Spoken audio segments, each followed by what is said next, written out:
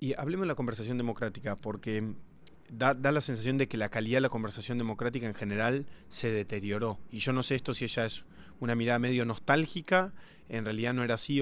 Vos decías, tenés una idea como que la polarización es una herramienta que usan políticos para obtener un rédito o parte de las reglas del sistema, que al mismo tiempo deterioran la forma en la que llegamos a soluciones y respuestas, porque probablemente gente que representa distintas ideas en algún momento por el juego democrático tenga que sentarse a conversar en qué gradiente de lo que tú piensas y de lo que yo pienso podemos llegar a una respuesta que sea útil para la sociedad. ¿Sentís que hay una peor calidad de la conversación democrática? ¿O qué podríamos hacer para mejorar la conversación democrática? Bueno, yo por la edad que tengo, yo empecé mi conciencia política y mis pequeñas batallas políticas muy al final del franquismo y muy al comienzo de la democracia en España. Puedo hacer una comparación de largo plazo, ¿no?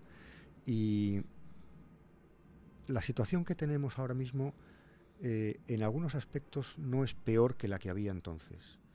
Y quisiera, aunque vaya un poco contra la corriente, quisiera defender un poco que en aquella época, hablo del caso de España, que es lo que yo conozco de aquellos momentos, había muchos menos demócratas que hoy. Había gente muy fanática, había una manera de vivir la ideología muy dura, muy dogmática. Y seguramente en estos años han pasado muchas cosas, hemos aprendido, pero en aquellos momentos hubo pactos muy relevantes porque había una amenaza de regresión muy evidente, pero yo vivía en un entorno de violencia, de terrorismo.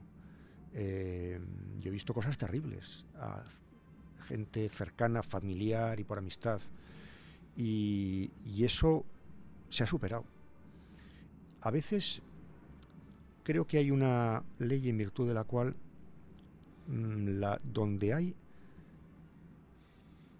violencia hay poco odio, y donde hay odio hay poca violencia.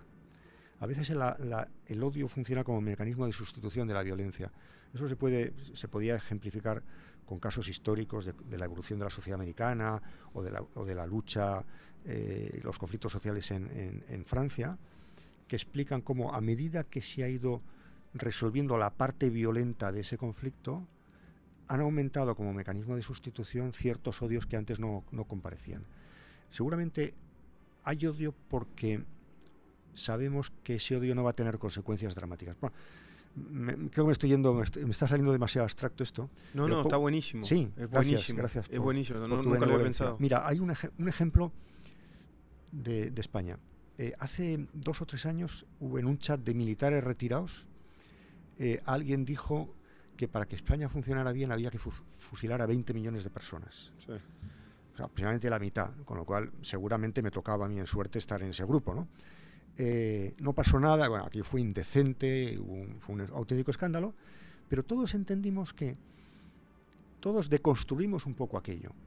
Es decir, un grupo de militares retirados, sin mando en plaza, sin que no ponían en peligro sus pensiones y sus medallas. Repito, indecente, pero sin consecuencias. El golpe de Tejero no fue anunciado por WhatsApp, entre otras cosas porque entonces no había WhatsApp. Claro. Es decir, no se anunciaban las cosas. Claro. Yo creo que hay una ley de compensación entre el odio y la violencia, y además eso, de alguna manera, voy a todavía ser muy incorrecto. Habla de la fortaleza de las instituciones. Es decir, la gente, mucha gente que lanza discursos de odio, en el fondo sabe que eso no va a tener consecuencias y que eso reemplaza lo que en otros momentos de la historia había sido un simple pronunciamiento militar, cosa que claro, en España hay una larga experiencia, ¿no? Y es súper interesante lo que dijiste. Nunca lo había pensado de esa manera. En Argentina pasa mucho en la calle, no sé si te has dado cuenta, para mí, nosotros somos una sociedad increíblemente pacífica contra los países limítrofes, tenemos pocas experiencias de guerra en los últimos 100 años, o de conflicto armado, conflicto bélico.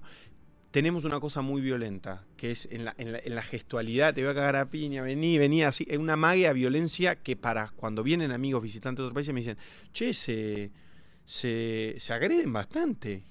Pero nunca pasa en el equipo de fútbol. Acá es una cosa muy tradicional. Yo juego un torneo todos los sábados al fútbol, ¿no? Y es muy tradicional que todo el mundo juega torneos de fútbol. Y los partidos siempre terminan en una medio bataola verbal que nunca pasa nada. Y yo digo, es una cosa muy de chabón, ¿no? Argentino, ¿no? Como, te voy a matar. Nunca hay violencia. Y nunca había pensado que puede ser una forma de como un pacto en el que sabemos que no va a pasar otra instancia. Digo, que ya... Probablemente un parlamento examinado desde esta perspectiva sea un lugar en el cual hemos sublimado la violencia, en el sentido de Freud, ¿no? Sublimado, es decir, transformado en otra cosa. Sí. A veces muy agresiva y a veces Sí. muy incómoda, pero la palabra hiere menos que las balas, ¿no?